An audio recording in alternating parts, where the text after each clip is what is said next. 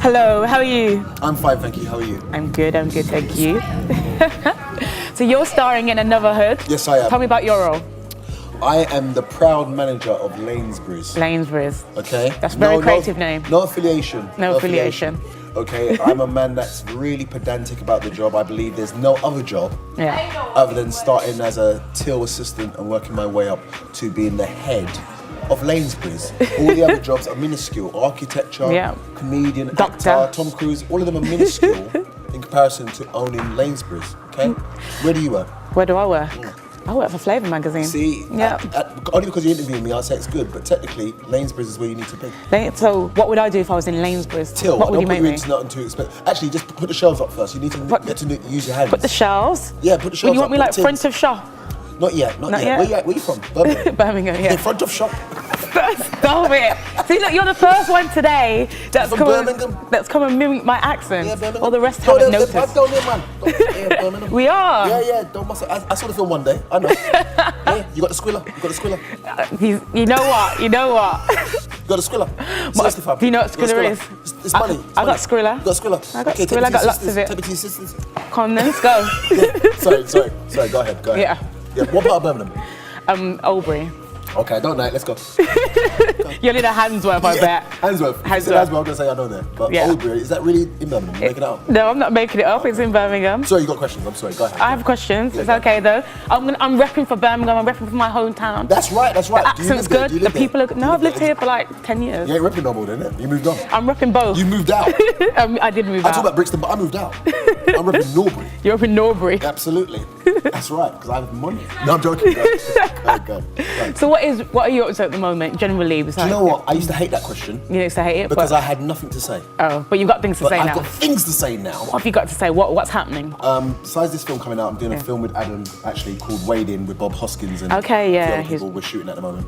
And I got Shrek coming out where I played Donkey in Drury Lane for a year. Okay. Right? Don't laugh because I said the donkey. You see, black people are the worst, you know. Yeah, I know, because you say donkey, we're like, what is that the part? And then you know what black people say? Why did they make the black man a donkey? Eddie Murphy was the black man in Shrek, so I know. It technically makes sense. If there was a white man playing donkey, then what black people say, hold on a minute, Eddie Murphy was black, they look racist. So I'm playing. You can't win. You can't win, but I'm playing donkey in Shrek for a year. Because that was even the same kind of when you acted in Cat on a Hot Tin Roof when you were when I had no lines. You had no lines.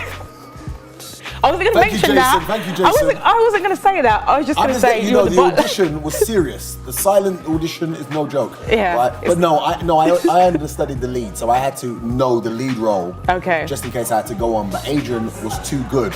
He could have left. He didn't get sick. No, he should have put something like. And Sanaa used to wind him up and say, I want Richard to do the scene with me, and he would get really upset. So he definitely weren't going upset. He knows that would have been mine. It would have been yours. What? He wouldn't have been able to come back. And Sanaa, are you crazy? What was it like working with her? Sanaa, well, at first, Sanaa, I know her as a person, and she's a lovely person. In terms of professionally, she's no joke. Okay, yeah, she's on it. Sanaa, every day that we turned up, she was rehearsing like she didn't know the lines. Oh, wow. Every day. Sometimes it's a matinee. She just finished doing a show and she's rehearsing again like she never just did the show. Top form. Sanaa's different gear. She deserves any success she has because she's that good. So does it help you kind of to learn from that as well, just seeing her and how I'm like a sponge. When I was there with James Earl Jones, Felicia Rashad is like my second mum. Yeah. You know, I would phone Felicia and she would give me advice. I mean, she's just done for Coloured Girls, the Tyler Perry film. Yeah. And she's doing a lot of stuff like this is her second coming now from the Cosby Show. She's doing well, but she used to give me a lot of good advice. Okay. Do you know what I mean? In terms of just being very, close to God, right, and knowing that when the time's right, it will come, but don't try and force it. It's coming in its right time. And she's a good person. I mean, over the years, you faced a lot of criticism for certain things that have happened. How do you deal with that? You know what? You have to take it on the chin. Yeah. When you're going through it, it's the worst time in the world because, you haven't had no experience of this. You're learning as you're going through.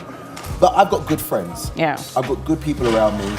And the nicest thing is that I've got like friends that now, you see Eddie Caddy, he's a comedian, blah, blah. Yeah. These are comedians that are coming up that they watch where I went wrong and where I went right. Yeah. So it's good. So they know how to make the steps better. Do you understand what I'm saying? So even for that, it's a blessing. Yeah. Right? Because they're making their own waves now. Do Do you know what I'm saying? Yeah, definitely. Eddie Penny is the first black man to do the O2 that's British. Yeah. Do you know what I mean? Right, you know, it's an amazing night. Do you know what I mean? So, and to do something like that is a feat. Do you know what I mean? So he's creating his own path that people below him will watch and want to follow. So if he makes mistakes, they'll watch his mistakes, and if he makes successes, they'll watch that too. Of course. And they'll know where to step. Do you know what I mean? It's just creating a path, and that's what it is for me. Okay. So even though it hurt me at the time, I created a path. No, definitely. And we have to respect everything that you've achieved. Thank you very much. I mean, how do you think the industry has changed from when you started out up till now? The industry, believe it or not, is easier now. Okay. Because there's much more loopholes to get in. When I came in, black people on TV was like, wow. Yeah. Now you can turn on any cable channel and there's black people on there, right? But with the increase in output to get in there, the talent has weakened. Okay. So that's why the real talented ones are getting through, right? Because if you think about it, there's a major flux of people. How many people want to be an MC? Yeah, everybody MC, wants to be an presenter. MC. Channel AKA created a breed of MCs that weren't MCs, right? Yeah. Everybody's like, raw, I can MC now, right? Because they see a forum. But the ones that have got through, the Tinies, the Gigs, right, you know, the Titchin, all those people, it's because they actually really work their craft to be the best, right? Do you know what I mean, in that bunch. Same with comedians. Eddie's there once again. Eddie was one of the first comedians that I would say that I was promoting. Yeah. Eddie will tell you that, right? You know, before people were talking about Eddie, I was saying Eddie's the next one, right? Because Eddie was a freestyler. Yeah. Right? He would trust that he could go on stage and not have to use material and make people laugh, right? You know, Jazzy, when I met Jazzy blew me away. He went on stage after me at a comedy show. And the crowd went mad, and he just stood there and he soaked it up. And I said, he's a star. Because it wasn't arrogance. He stood there like, say, I'm here. I'm loving this. But little did you know that he was nervous because he had to go on after me. But he never showed that. He stood there and he went, And then he said his first line, crowd went mad. I said, from there, before he even did his film, you're going to be a star.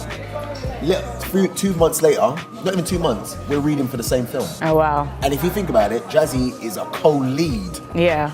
In his first movie. He will get other movie roles from this. Don't get it twisted. Definitely. He'll get a lot of TV work from this.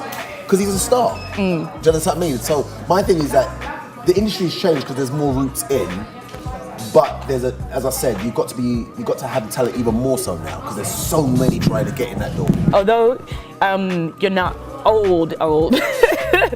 We see you're older than the ones coming up. Do you find it a bit more difficult now? You've kind of reached, because you know, like at the moment they're kind of got a big thing going on about, you know, the BBC and different channels and people wanting younger kind of presenters and actors and things. What it is that even though the TV's supposed to look for youthful faces, I'm not trying to compete with them no more. Yeah. I'm not a presenter anymore. You know, I did the presenting and I reached the highest heights of presenting. Yeah. When you have your own show on a terrestrial channel, you can't beat that. Of course. And that was for 3 seasons. So that's it. Yeah. You know, my thing now is that I'm pursuing acting. Okay. I'm trying to do the thing that I always wanted to do. So the presenting is for those that want to take that now, if that makes sense, because I've done that. Yeah. Right? And it's a shame because there's so many young talented faces out there that could carry their own show, but the powers that be are not going to see them. Do you know what I mean? Because it doesn't stop with me. Because if you think logically, who's had their own TV show after me? My show finished in 2001. Yeah. It's 2011. Not their own ones, the people that I'm talking on terrestrial. Yeah. No terrestrial, my one was on Channel 4. No, but they have never given a young black guy or a person of colour their own show since my show. That makes no sense. Jocelyn was the closest, do you know what I mean, to having a show. Other than that, there isn't one. Right, do you know what I mean? So this is what I'm saying. And hers was a sketch show. My one was a talk show and things. So it's like they're trying to say that we can't do that. Do you know what I mean? So they've got to keep knocking down those doors and showing them that they can. Do you understand what I mean? Yeah. But the reason why they haven't is because of the major flux of all these other channels. So they're saying, well, that's they're catering to it. So we don't need to cater to it no more. So it makes it harder for them to come through. With me, I know that with getting movie roles like this and other movie roles, TV stuff will come. Of course. Because when you're hot, and when you're not, you're not. So as soon as somebody puts you on the screen, everybody wants you on the screen. But when no one's using you, it's like, you know, like a guy that's got a girlfriend. When he's single, he ain't got no girls. Exactly. So he's got a girl, it's like women smell it like... Yeah, like, ooh, I want him. I want him because somebody else wants you. Yeah. That's what TV's like. So I don't take it personal. TV is what it is. It's his own machine. It makes sense. How do you deal with it, kind of when you're on top 1 minute and then when you're not? Do you know what? That's where you have to be strong. I've never taken a drug. I don't drink. I don't smoke. If I did, I'd be dead now. Right? Because Bobby Brown once did an interview where he said, when the person asked him the same question, they said, how do you deal with falling off? Yeah. And Bobby Brown said, imagine everything is at your touch. Yeah, everything. Everybody wants you. Yeah. And then all of a sudden, the same people don't walk straight past you. Yeah, like they don't know you. Do you remember when Britney Spears went through her mad stage? Yeah, cut her hair and everything.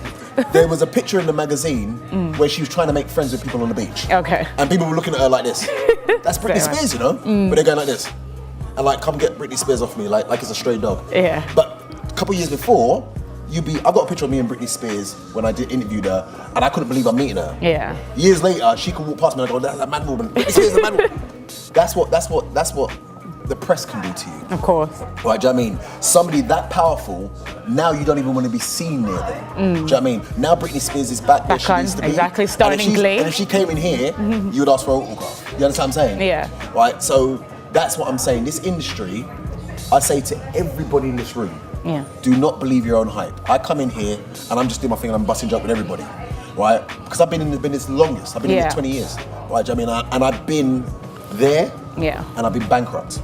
Right, do you know what I mean? I went from having 3 cars to having no cars and living at my mum's to being back up here again. Do you know what I mean? So you know it. I see. Listen, all extremes. I would interview people on MTV. They've just been signed.